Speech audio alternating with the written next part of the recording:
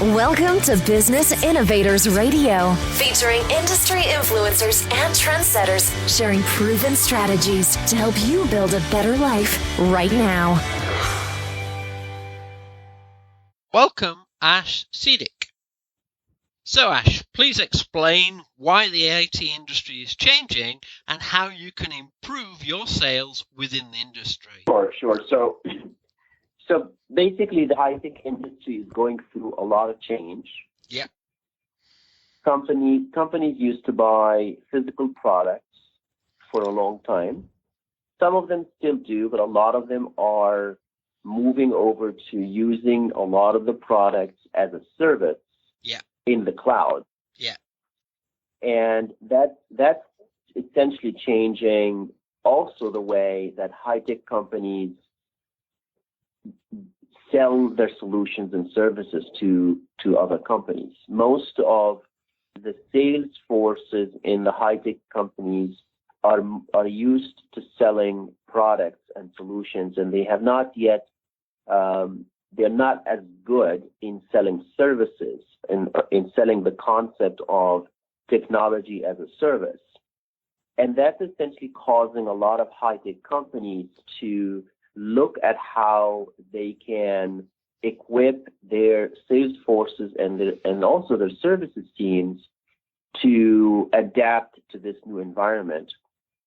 And in my firm, the Top 1% Sellers Factory, what we do with high-tech companies is essentially we help them do just that. We help them take their sales force and transform them into sellers in the 2016 and beyond time frame, understanding how to explain to customers how they can use technology as a service, and even with some customers, kind of help them understand, how much of a risk that is, and how the high-tech company will actually help to minimize the risk and increase the value and increase the potential for those companies' experience in using the technology to conduct business, but more importantly, to serve the customers, serve their own customers, of course,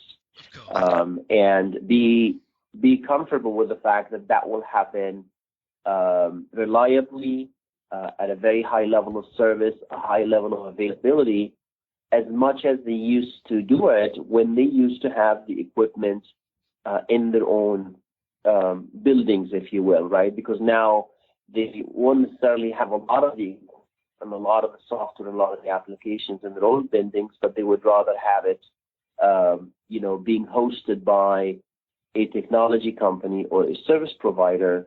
And you need to make sure that these companies are comfortable with that fact and be the trusted advisor that can get them to that level of comfort. Sure. Excellent. Yeah. So in my company, basically, we work with the sales and services organization. Yeah. In these companies to train them on how they can become top 1% sellers. And the word seller here is used to refer to anybody that interfaces with customers. And that essentially means the sales staff, the systems engineers, the services professionals who take care of the customer post-sales. Yeah. And I have, based on my experience working with companies like Oracle, Cisco, I have developed what's called the top 1% blueprint, which is really more about when you think about all this transformation that's happening, how can you then be very selective in terms of what you train the sales force and the services teams on how to sell. Yeah. And we basically work with them to develop 3 types of mastery areas. We work on their self-mastery. We also work on their ability to do value creation, and that's the second mastery, which is the value creation mastery. And then we take a look at the third mastery, which is really about customer outcomes, ensuring that we achieve the outcomes for the customers that we promised, and make sure that the business results that they're looking for actually do end up happening. Yeah. And I can definitely give you some of that language by email as well, Richard. Okay, that's fine. No problem at all. No problem at all. Yeah, that's great. Excellent. Okay. Well, yeah, that's fantastic. I mean it's a short article anyway, so you've probably given me great tips there to build the article for you. Is there anything that else you'd like to add, Ash? I think what we can add is, maybe I'll talk with you briefly about the fact that when we're working with clients, yeah, we typically want to make sure that we help them communicate the value and the message about their solutions and services. A lot of the time, companies struggle with that particular aspect. Yeah. So that's typically step one for us, is to understand what is the right message that they have to really communicate the value of what they deliver to customers. Yeah. And we use this as the basis for how we train their staff.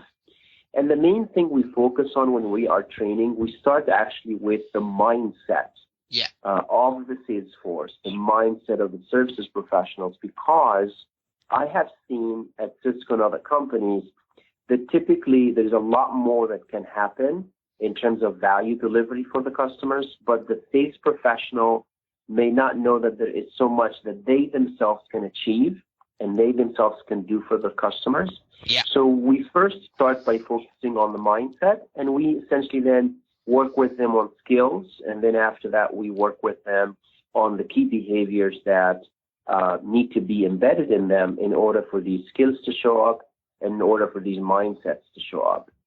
So that differentiates us from other typical training companies that essentially just will take your sales force and put them in classrooms. We really think that we have to start looking at how they actually think about their own capabilities and the environment that they are in. Yeah. And the limiting beliefs that may be stopping them from expanding their accounts and creating a lot of value for their accounts. Thanks for listening to Business Innovators Radio. To hear all episodes featuring leading industry influencers and trendsetters, visit us online at businessinnovatorsradio.com today.